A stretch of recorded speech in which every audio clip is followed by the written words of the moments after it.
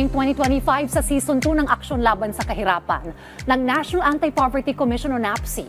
Makakasama po natin tuwing Martes at Huwebes sa Rise and Shine Pilipinas ang iba't ibang kinatawan po ng mga ahensya at lokal na pamahalaan upang talakayin po ang mga interventions ng gobyerno sa pagpuksa sa kahirapan. At sa ating bagong season ay tututukan pa rin po natin ang usapin tungkol sa convergence o yung pagsasama-sama po ng mga programa at stakeholders sa patuloy na pagpapaunlad ng mga komunidad at ng ating pong pamayanan. At ngayong araw, makakakwentuhan po natin.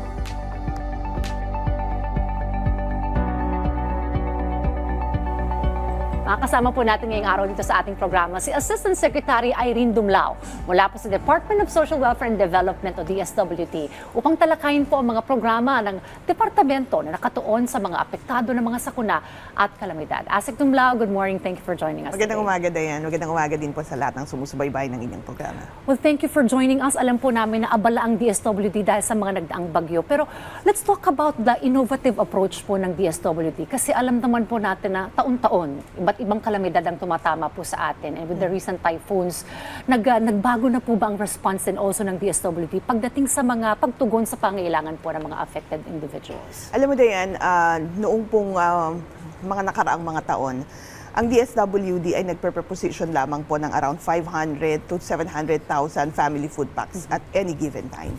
But dito po sa mga naging inisyatibo ni Secretary Rex Gatchalian ay tinatag natin o binuo natin ang Buong Bansa Handa Program. Under the Buong Bansa Handa Program, nag-create po tayo ng dalawang parallel supply chains. First is the government sector-driven supply chain and second is the private sector supply chain. Ito po sa supply chain 1, pinaigting natin yung production ng mga family food packs at ang pag-preposition nito sa iba't ibang warehouses sa ating bansa. As we speak, we have almost 1,000 warehouses. Binubuo po yan ng mga hubs, spokes, and last miles. At sa ating major production hubs na matatagpuan naman dito sa Pasay City and the other one is in Mandaue City. We are able to produce around 15 to 25,000 family food packs a day. Gamit po yung ating mechanized packing system na again, isa sa mga bagong inintroduce under the leadership of Secretary Rex Gatchalian. So we still have the manual production but we have the mechanized packing system. Meron yang warehouse inventory system so natatrack natin kung kailan na-produce yung food pack at kung saang warehouse ito nagtungo. Now, because we are able to use also the warehouses of local government units using a relief prepositioning agreement, nakakapag-preposition na tayo o nakakapag-stockpile tayo up to the last miles, even sa mga geographically isolated and disadvantaged areas. Sa katunayan, nakapag-preposition tayo ng around 3.2 million family food packs sa taon po na ito. But of course, nagamit rin natin yung mga yan. Makikita mo lang na dahil sa ginagawa natin na ito ay mas napapabilis yung pamamahagi ng tulong. Now, there's another supply chain. That's the private sector driven na kung saan tayo ay nakakapag-draw down from our existing framework agreements ng mga karagdagang food packs. Ito yung mga pre-pack na mga food packs na kino-complement niya yung mga pinoproduce natin. So, ang nangyayari dyan ay napapabilis yung production and prepositioning of goods. Kaya nga, anytime that the local government units would require augmentation support from the DSWD, ay agad-agad tayo na nakakapagpahatid. The idea nga there is to make DSWD omnipresent. Anytime that you need us, anytime na magkaroon ng massive simultaneous disasters, madali kami makapagpatid. Hindi tayo maghihintay ng 2 or 3 days bago dumating yung mga goods na yon. Because even before tumama ang isang kalamidad, nandun na po yung goods ng DSWD. So that's one of the innovative activities introduced by Secretary Rex Gatchalian. But Dayan, alam mo, meron din tayong mga specialized disaster equipments. Okay, tell us about that. Yes, meron din tayo yung mga mobile kitchens. Kasi alam naman natin sa mga iba't ibang lugar, lalo na sa mga pantalan, kapag wala pang nasi-set up ng mga community kitchens, nahihirapan po yung mga locally stranded individuals natin, pati yung mga internally displaced persons na sa mga evacuation centers para sa kanilang pangunahing pangangailangan, which is food. So nakakapag-serve din tayo ng mga hot deals. In addition to that, meron na rin tayong ready-to-eat food boxes. Okay. Yung RTF natin, meron niyang arroz caldo, champurado, Hindi sila nagugutom. hindi ka na ano? magugutom at hindi mo na kailangan magluto because ready to eat na po yung pagkain natin. In fact, dun sa box, meron na rin yung fork. So, iko-consume mo na lang. Okay. Meron din yung tuna paella in can, merong chicken pastil, meron din yung chicken giniling, and then complimentary food for infants. And then, meron din yung protein-rich biscuits. So, meron kang pang breakfast, lunch, at dinner. Kasi nga, in the first 48 hours of a disaster, ang pangunahing pangangailangan ay pagkain. Correct. And wala pang nasiset up ng mga community kitchens, kaya napakahalaga ng ganitong tulong. Aside from mobile kitchen and the ready-to-eat food boxes, meron din tayong mobile command center. Alam natin, lalong-lalo na sa mga lugar na na-devastate ng mga bagyo, ang unang-unang naapektuhan ay linya ng komunikasyon, yung power supply. So, dala-dala namin yung aming mobile command center, dinideploy na po namin kasi mahalaga for the DSWD to rely on data. So, because of the mobile command center, nakakapag-generate kami ng mga real-time reports that guides or inform our disaster response operations.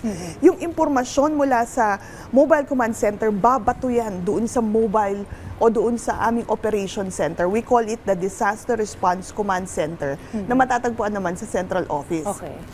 So dito, napakalaki ng aming operation center. Makikita namin dyan kung ano ang nangyayari, ano ang sitwasyon on the ground. In fact, pati nga yung mga nakapreposition namin, yung mga stockpiles namin, nakikita namin sa aming DRCC. So we're able to replenish goods, lalong-lalo na nga doon sa mga lugar na massive yung naging epekto ng isang kalamidad.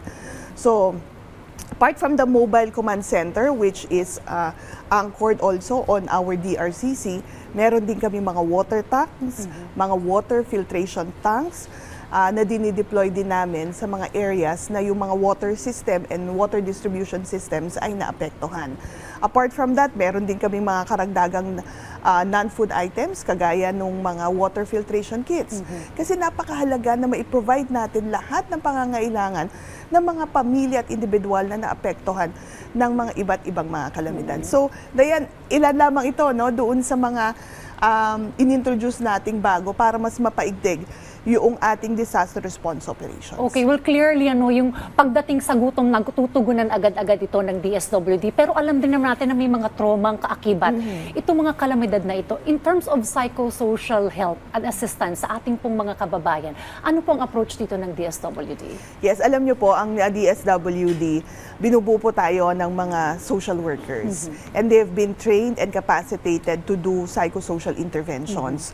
So tama yung nabanggit mo, Dayan, sa mga panahon na talagang maraming mga kalamidad na nararanasan ang ating mga kababayan na nakakapag-cause ng trauma, anxiety, bunsod na rin sa matinding krisis at yung pagkaantala sa kanilang normal na mga activities. Nagsasagawa tayo ng mga psychosocial first aid. Meron tayong mga incident stress debriefing. Bahagi po lahat yan ng mental health support services. Because napakahalaga, lalong-lalo na sa mga vulnerable sectors, yung mga bata, kababaihan, yung mga elderly people, na makausap natin sila, makounsel, at magabayan para doon sa kanilang recovery, maibsan yung pong nararanasan nga nila na natakot, pangamba. And we have to assure them that yung kaukulang tulong ng ating pamahalaan ay naipapaabot po sa kanila. So tama yung nabanggit mo, Dayan, hindi lamang po food and non-food items yung ating pong naibabahagi, but napakahalaga din yung interventions to support yung pong pag-recover ng ating mga kababayan, lalong-lalo na dun sa kanilang mental well-being. Okay. Pagdating naman po sa pagbangon muli in terms of livelihood, kasi marami sa ating mga kababayan ako, paano kaya ulit ako makakapagsimula? Paano po dito papasok ang DSWD, ma'am? Yes, ang DSWD hindi lamang po nangunguna sa food and non-food item provision. Tayo rin ay nangunguna sa camp coordination and camp management and in the protection of internally displaced persons. I just have to mention that kasi yung ginagawa natin na psychosocial interventions, bahagi yan ng pag-protect sa internally displaced persons. At the same time, pagtiyak na sila rin ay nailalayo mula sa anumang uri ng kapahamakan, maprotektahan rin sila, lalong-lalo na may mga various threats, maaari rin sila maabuso sa mga evacuation center. centers. Kaya napakahalaga ng pagsasagawa natin o pagtatayo ng mga women-friendly spaces at mga children-friendly spaces na kung saan meron tayong mga ginagawa na play therapies, mga alternative learning sessions para sa mga kabataan. Meron din tayo mga storytelling activities na sinasagawa kasi kinakailangan nga na mabigyan pa rin sila ng mga worthwhile activities. Now, doon sa nabanggit mo na iba Sa pang livelihood and also tulong. paano sila makakabangon. Meron tayong tinatawag na emergency cash transfer. Itong emergency cash transfer naman, tulong pinansyal para sa mga slightly and severely affected families. Sino-sino itong mga severely and slightly affected families? Sila po yung either nasira yung kanilang kabahayan at kabuhayan, or yung pong mga naapektuhan, yung kanila pong mga miyembro o mga kaanak. So ina-assess yan ng mga local social welfare officers and binabahaginan nga po ng tulong pinansyal. Itong emergency cash transfer, ang computation yan is 75% of the regional minimum wage rate multiplied by the number of days na kinakailangan na tulungan sila para makarecover. Up to a maximum of 90 days yan, Dayan. But again, that's subject to assessment and subject to availability of funds. But ang mahalaga dito, kapag merong pong emergency cash transfer, maaring makapag-decide yung pong disaster-affected family kung saan nila gagamitin o ano ang ipaprioritize nila na pagkakagastusan nung financial assistance na yun. Pwedeng pagsasaayos ng kanilang nasirang tahanan o pag-rebuild ng kanilang livelihood. Gayon din po, pwedeng pambili rin yan ng ibang mga food items na hindi naman po nilalaman ng ating mga family food packs. Ito kasing emergency cash transfer empowers yung pong mga kababayan natin. But ang mahalaga dyan, ma-meet yung mga trigger mechanisms such as there's declaration of state of calamity, there's market operability, kasi Dayan, mahirap naman bigyan mo ng tulong pinansyal pero hindi naman niya magagamit ito pambili dahil sarado pa yung mga local markets. And of course, kinakailangan na nakalagay doon sa situational report ng LGU na may mga naapektuhan at kinakailangan ng karagdagang intervention. So some last few question, Asek Dumblao. In terms of convergence, papaano ito nagpe-play ng role sa inyo pong pag-response ito sa mga affected po ng mga sakuna? So in terms of coordinating with other agencies? Yes, DSWD po kasi ang vice chairperson ng response cluster under the NDRIMC.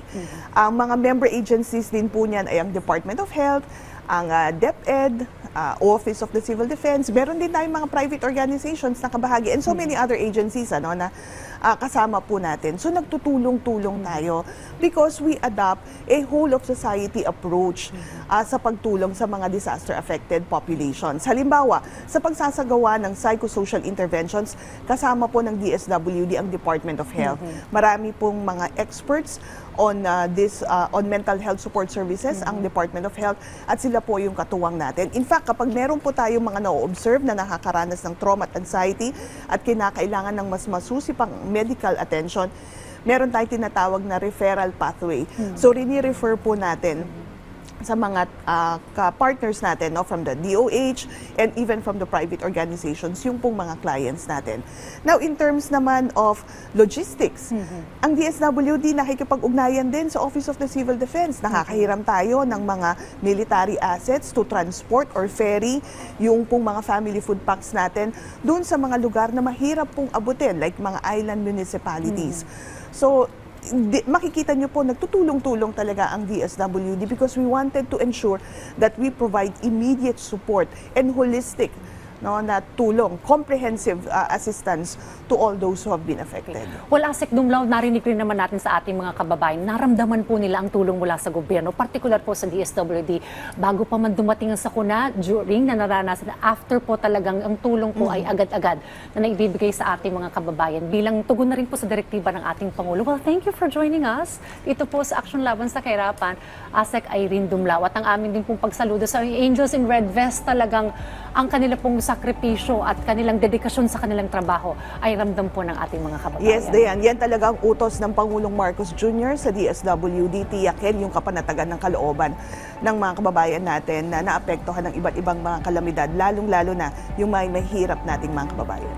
Ako, may mga pupuntahan pa rin po kayo, ano, ng mga iba't ibang areas na affected po nitong mga nagdaang sakuna. But thank you for joining us today dito po sa ating programa. At sa ating pong mga kababayan, salamat po sa inyong suporta dito po sa Aksyon Laban sa Kahirapan. Ito, Asek Dumlao. Samahan niyo ako at sabay-sabay tayong umaksyon laban sa kahirapan.